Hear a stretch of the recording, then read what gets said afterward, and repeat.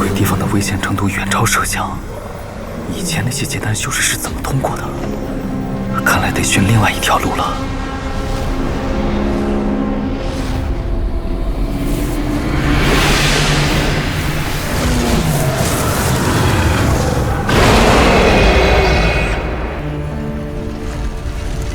大长老，算上玄龟岛的赤火修士，咱们已经除去了6人，都是正魔2道的后起之秀。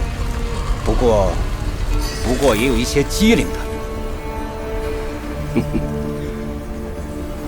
不必急于一时，这第2关才刚刚开始，后面还有机会。是，大长老。这才哪儿到哪儿，不过也该再加些料了。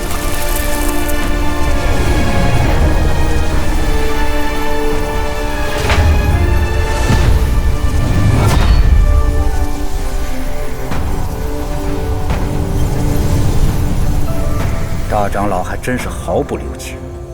今日过后，乱星海各大势力怕是要洗牌了。